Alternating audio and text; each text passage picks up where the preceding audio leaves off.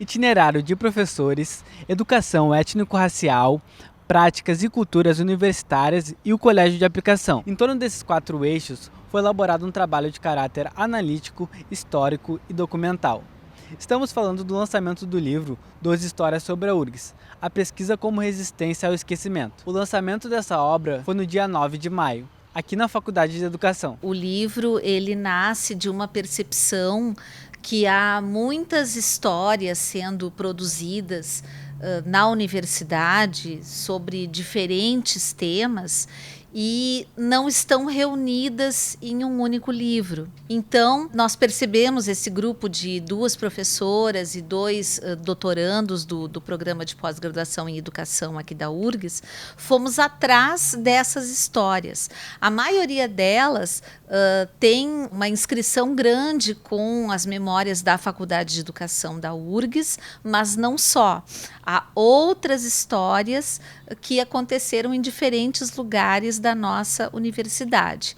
Então, nós conseguimos reunir 12 trabalhos e, por isso, o título do livro, 12 Histórias sobre a URGS, nessa perspectiva da memória como resistência ao esquecimento. São 12 histórias singulares, produzidas por diferentes sujeitos, diferentes temáticas, diferentes metodologias foram utilizadas, diferentes fontes, reunidas nessa obra, né, que pretende, então, dar a conhecer esse passado, esses muitos passados da universidade e também propiciar novos pesquisadores, né, de iniciação científica também, novos temas e, ao mesmo tempo, demonstrar a importância e a potencialidade mesmo da universidade como tema de pesquisa, né, que tem muitos temas ainda que podem ser pesquisados. Então, não pretende ser uma obra que dá conta de toda a história da universidade, nem uma obra conclusiva, né? Mas mais uma obra que incentiva assim, a universidade a se encontrar com o seu passado, né? E fortalecer assim, a sua identidade como universidade, né? Olhar para esse legado que a gente herdou do passado, né? da instituição. São histórias importantes, né?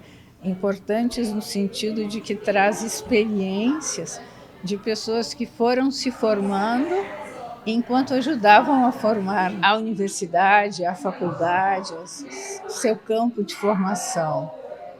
Então, é importante para os que conheceram as pessoas, né, que conviveram e que convivem ainda com elas, de rememorar, reviver, e para os que não as conheceram, ter uma ideia de como esse campo, né, esse campo de conhecimentos, a partir desta faculdade e junto com diferentes gerações, foi se formando. Bom, a gente hoje vive uma realidade na universidade, não só na Universidade Federal aqui do Rio Grande do Sul, mas em todas elas, que se transformou a partir das ações afirmativas, né? Que é uma realidade de trazer não apenas a memória, mas os corpos das pessoas indígenas, das pessoas negras, né? E quando a gente fala de esquecimento, até às vezes eu fico pensando, será que é a palavra esquecimento mesmo, né? Ou esquecer é como algo que aconteceu e eu esqueci, né? Como deixar de lado, sem uma intenção.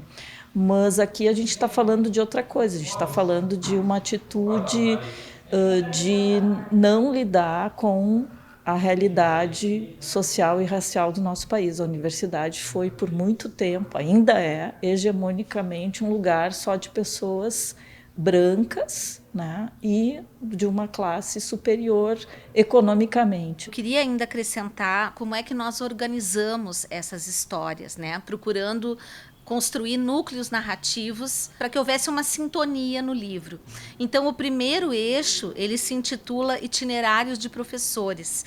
Então, são 4 estudos numa perspectiva biográfica de professores aqui da Faculdade de Educação, todos eles. O segundo eixo é um eixo bem importante, que se refere à educação étnico-racial na perspectiva historiográfica, né? Como que esse tema comparece do ponto de vista historiográfico em diferentes narrativas. O terceiro eixo é um eixo que nós chamamos de práticas e culturas universitárias, que tem estudos sobre disciplinas da universidade e sobre moradias estudantis. E o último é um tema do Colégio de Aplicação da URGS, que é a escola, né, da universidade, e que também tem 2 estudos contando e trabalhando com memórias desse espaço educativo. A gente encontrou uma documentação de um grupo chamado Cultura Negra, que existiu aqui na Faculdade de Educação no final dos anos 80.